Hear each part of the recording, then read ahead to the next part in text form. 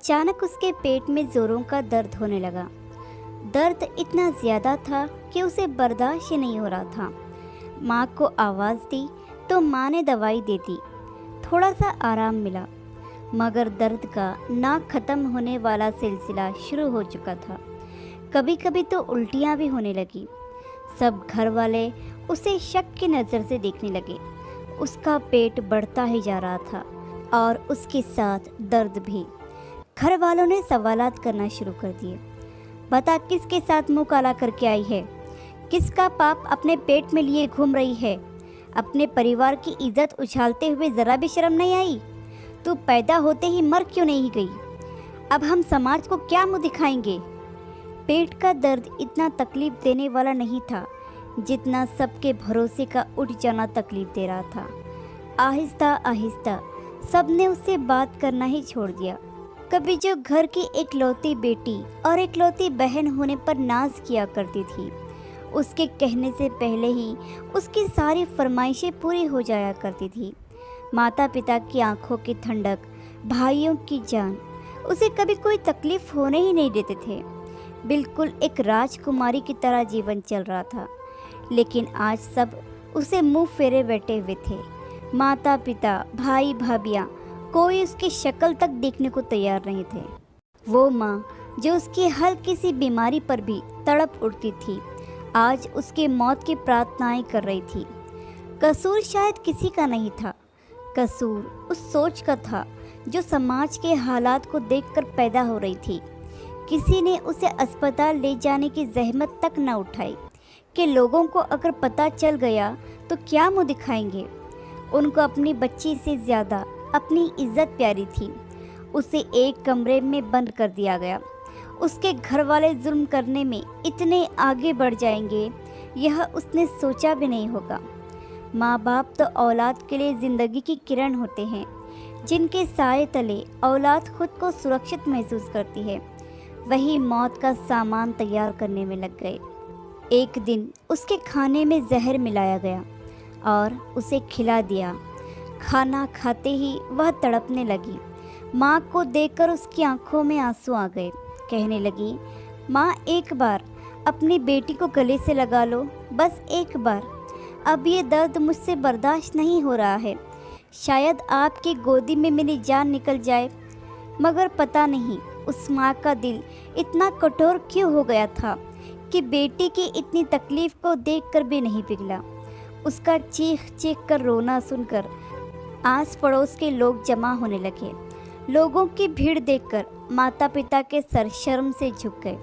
शर्म बेटी के तड़पने पर नहीं आ रही थी, बल्कि अपनी इज्जत के जाने के डर से आ रही थी। सबके कहने पर अपनी इज्जत बचाने के लिए वह उसे अस्पताल ले गए।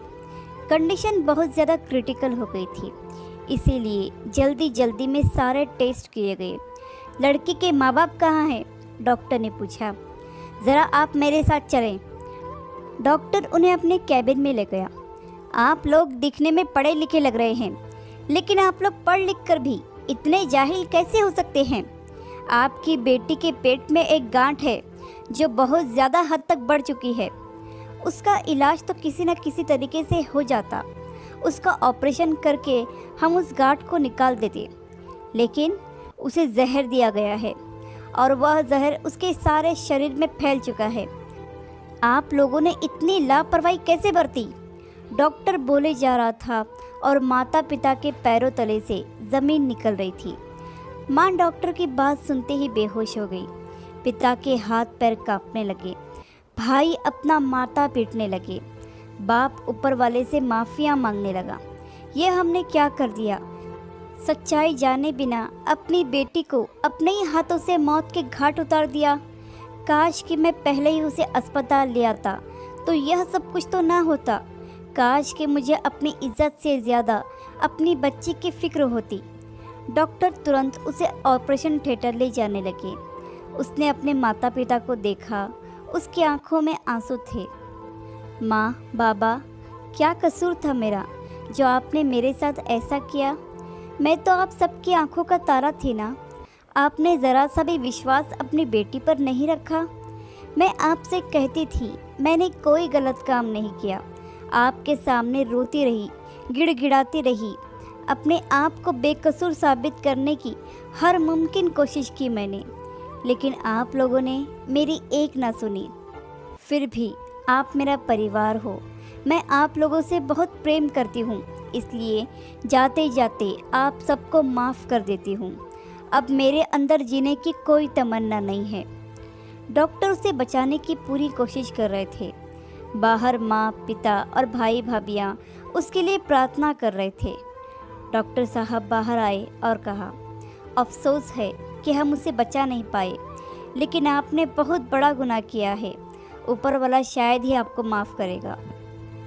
जब उसे बाहर लाया गया तो माँ ने उसके चेहरे को बड़े प्यार से देखा, उसी चेहरे को जिसे कितने महीनों तक देखना भी पसंद नहीं करती थी।